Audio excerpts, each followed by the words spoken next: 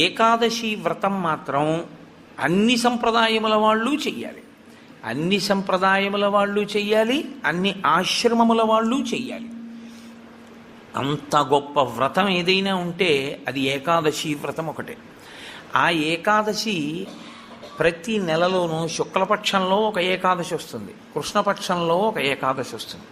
కాబట్టి 12 నెలలలో 12 × 2 24 ఏకాదశులు వస్తాయి. ఈ 24 ఏకాదశుల్లో ఏ ఏకాదశి నాడు వ్రతం చెయ్యాలి అంటే 24 ఏకాదశులు వ్రతం చెయ్యాలి.